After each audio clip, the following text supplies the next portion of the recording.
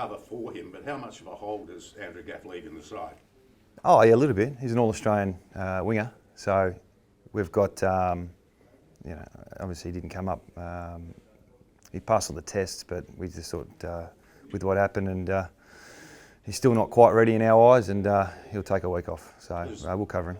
Has Lewis Jetta passed all the tests as well? What tests? Well, tested back in the waffle. I know. Oh yeah. No, he's an experienced player. So he's still working on some things that we want him to work on to be a West Coast player. But you don't just change over 2 weeks. But he's displayed the right intent and attitude at that waffle level.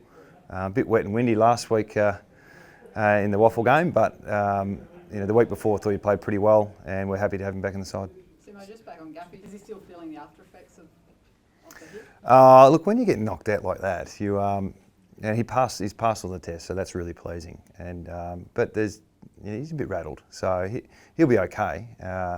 He would have been okay to play. He's passed the test, but we just think another week off will do him pretty good. That's sign of the changing ways of footy, but you can pass the test and still not get picked because people are just showing genuine concern for what it might mean now. Yeah, well, he's knocked out for 2 minutes, so I don't know if anyone's been knocked out here, but when that happens, it does affect you mentally a little bit. Did you just confirm Jetta will play for the Eagles, or is it still?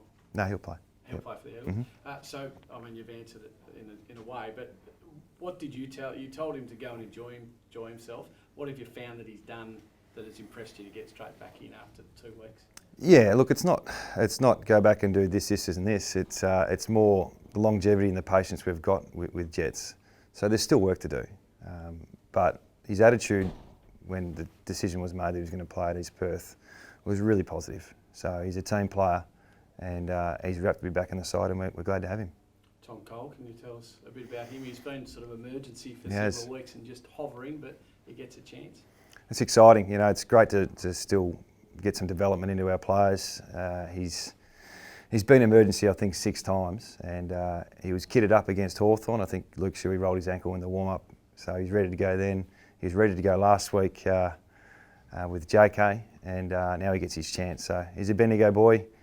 I think he played 4 senior games last year at some stage, but he's young. He's 18, 19 years old. I think it's his birthday on Saturday, so he gets his chance this week, and we can't wait to see him play. Does he believe he's playing yet after everything that's happened? Well, probably not. He's probably waiting for some sort of late change, but look, we still want to develop our players, and we've got some players at East Perth that have been playing really well. We haven't had too many injuries this year. This week we lose a couple, so there's a great opportunity for some of those players to come back. Simo, have you got a contingency plan if JK needs to miss the game? Yep. Yeah, we do. So we learned a lot last week about how to handle that. Being at home, it's a little bit easier though. The hospital's around the corner, so we've got a few things in place there. We know what a great player Gary Ablett is, but his form of late, does he really need special attention this week? Who's that? Gary Ablett. Oh, Gary Ablett. Yeah, sorry, I thought you were talking about JK still. No, yeah, look, he's of course. They've got some serious ins this week. So we played the NAB Cup, NAB 2. We played our best side, and 16 of those players played that game. Then you add in Ablett and Prestia and May and Hall and these guys who didn't play NAB 2. They're actually quite strong. So we're under no illusions of how tough the game's going to be. We had a draw last year up there, and we won with the last kick of the day in NAB 2. So, and they've beaten Fremantle here before this year. So I think it's going to be a pretty tough ask. Outside perception is this could even be a 100-point win and things like that. How do you ensure that the players don't get complacent at all? No, I'm not buying into that at all.